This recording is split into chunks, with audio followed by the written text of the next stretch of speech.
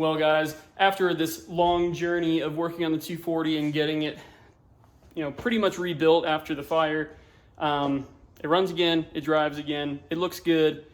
However, obviously, after the last video, you guys know the car has no oil pressure. So somebody's coming to look at the car in just a little bit today because the guy wants to buy it. And I'm going to explain exactly why I decided to go this route.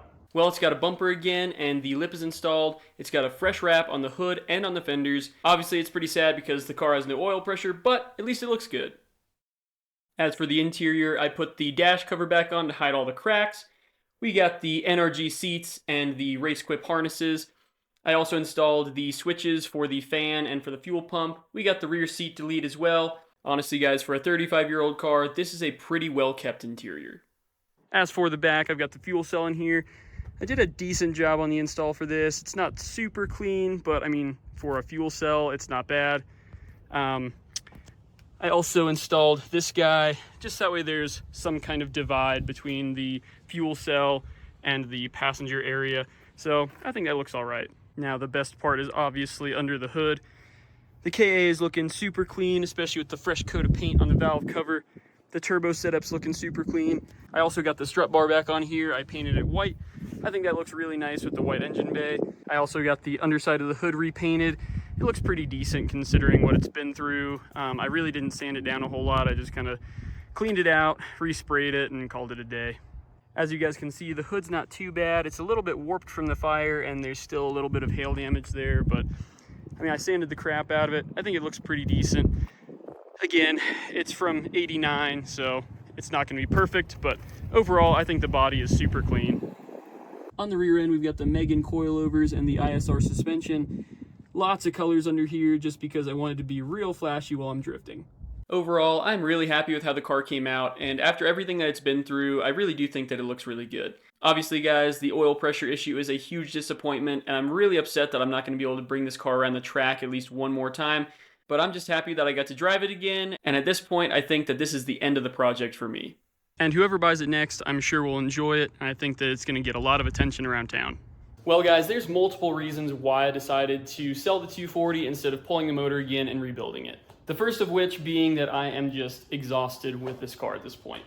Unfortunately, I've been after it with this car for a while. I've been chasing issues and I've just been dumping money into it. I think most of this started when the car caught fire at the track. At this point, every time that I sit in the car or I even start the car, I'm like, what's gonna break this time? What's gonna fall apart? How much money is it gonna cost? And it's just one of those things that's always nagging me in the back of my mind, and I don't enjoy it. And even with the amount of work that I've put into this car, I'm just ready to let it go. Like now I've got the Corvette, and this is a much more fun car to drive and to work on. The next reason on the list is because at this point, I don't really want to drift anymore. I really enjoy drifting and going to the track with the guys and that kind of stuff, but overall, it just costs a ton of money and things are always breaking, and I actually really enjoy keeping cars looking nice and clean, and drifting is just not a good sport for that. Maybe I'll come back to it when I've got a beater car that I can just absolutely thrash on and I don't have to worry about it. The unfortunate thing with the 240 is that it's a little bit more expensive than most beater cars these days, and I don't personally have a deep enough wallet to maintain that. Not to mention, it feels like a sin to beat the crap out of a car like that has a pretty straight body. And don't get me wrong, guys, I know that the 240 is a great drift car. Honestly, right out of the box, it was pretty easy to drift, and it was a lot of fun. However, I think that the best way to go for a drift car these days is either an E36, E46, or even a Miata. But 240 prices are just going way too high and parts are just getting hard to find. So really, I just don't think it's a great move anymore. Like, especially back in the day when you could get a 240 for like $1,500, $2,000, something like that. It was a great option, but nowadays they're just way too expensive. Now, moving on to the last reason on this list, it's really not a big deal, but it's definitely something that I've still got to consider. And that reason is people just are not watching the 240 content on my YouTube, which really, again, is not a big deal. However, stuff like the C5 Corvette, the limo, and especially the truck, people seem to watch those videos much more, and that brings in more revenue for me. And even though at this point my YouTube is still pretty small, so I'm not making a ton of money from it, It's definitely nice to get in a little bit more income from the C5 Corvette, so it makes me feel better about spending money on the parts. Like when I spend money on the parts for the C5 or even the limo, it feels like more of an investment as compared to just randomly throwing money at a car. So it's pretty nice to see some kind of return from the videos that I make. And on the 240, I just don't see that, unfortunately. And even though that definitely surprised me about it, it's something that I can't ignore. I definitely thought that the 240 was gonna rack in views for the channel, and it just didn't. And that may have been because of the type of content that I was making with the 240. I was making much more vlog style content as compared to how-tos. Like with the C5 and the truck, I was making how-to content, and those seem to do quite a bit better. So again, it might be the type of content, but either way, not a lot of people were watching the 240 stuff. So really, it just didn't seem like a good investment to me. I think there's gonna be a lot more fun projects in the future, and I just don't want working on cars to turn into a chore. And with the S13, that's exactly what happened.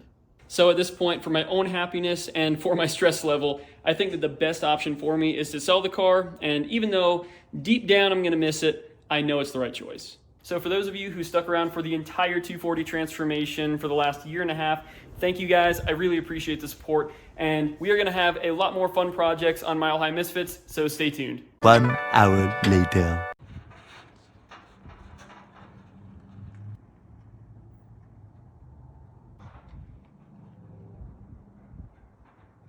All right, guys, as you just saw, the guy loved the 240 and he bought it, so it is now gone. I am 100% less stressed now, and I'm super excited to start working on our other projects here at Mile High Misfits, so stay tuned. But if you guys enjoyed that content, make sure to leave a like and subscribe to the channel for future content. I'll catch you guys in the next one. Later.